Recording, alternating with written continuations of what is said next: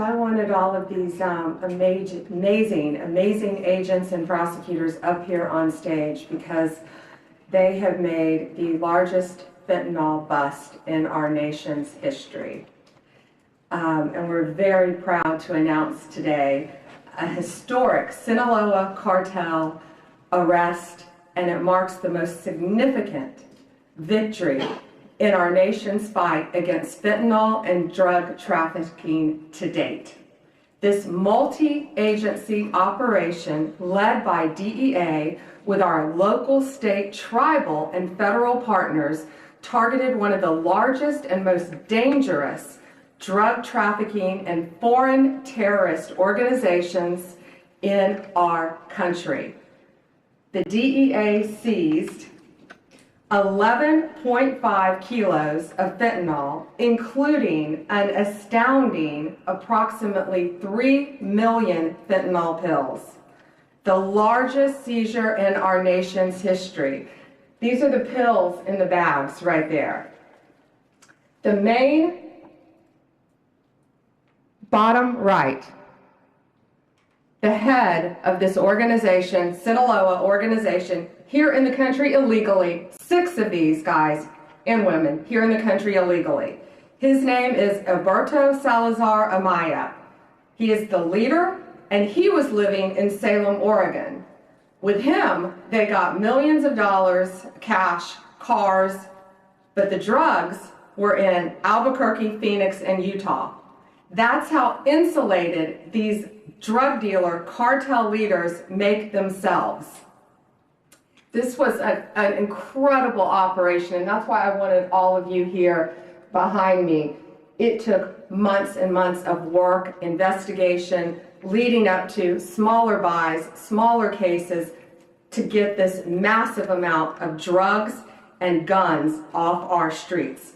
$5 million approximately in cash, 35 kilos of methamphetamine, 35 kilos of meth. 7.5 kilos of cocaine, 4.5 kilos of heroin, 49 rifles and pistols, all shown in the pictures. And then, of course, the 3 million pills. These pills were stamped as oxycodone. Let that sink in. 3 million pills going on our streets, 3 million pills, the streets of our country, laced with fentanyl, labeled as oxycodone. And they were in all different strengths of fentanyl within them. This operation was made possible by over 55,000 hours of law enforcement investigation. And this is a really dangerous job that these DEA agents face every day, but they are getting very dangerous drugs off of our streets each day. They are flooding our cities with a weapon of mass destruction, fentanyl. And when we catch you, like all of these individuals, if convicted, we will put you behind bars, there will be no negotiating, and we will lock you up for as long as humanly possible. We will not negotiate with those who are killing our family members, including brothers, sisters, daughters, sons, parents, friends. Everyone in this room, I guarantee you, knows someone who has been afflicted with drug addiction, and many who have known someone who has lost a loved one because of this trash on our streets. The precursors are made in China. It was sent to Mexico and came right in our country. And again, 6 of these individuals were here illegally.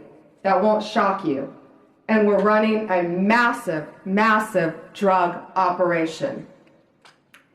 This kind of success doesn't happen without extraordinary leadership. And I want to personally thank my friend, DEA Principal Deputy Administrator Rob Murphy, DEA El Paso Division Chief Agent in Charge Omar Ariella. I'm killing your name, Omar. Okay. And U.S. Attorney, where's Ryan? Ryan Ellison. I also want to thank again the brave men and women of law enforcement. Last week I joined them at a DEA laboratory. And we went there, and it was truly remarkable what we saw, how quickly these cartels can manufacture and make fentanyl powder and put it into these pills. But people need to know, parents need to know, kids need to know, this fentanyl, this bus, these 3 million pills for oxycodone, they put this in Xanax, they put this in Adderall, they put this in Molly, the date drug or the party drug, something called Molly. They put it in cocaine, and they put it in marijuana. And it is to get you so highly addicted that you can't get off it. 75,000 Americans are dying each year because of fentanyl. 75,000. And that's why this is so important today. You've got to spread the word. If you know anyone who is taking any recreational drugs, they need to be extremely careful, because there is a very high likelihood it could be laced with fentanyl. And that's one of the reasons 75,000 Americans are losing their lives each day. It is the #1 cause of death for individuals between 18 and 34 in our country.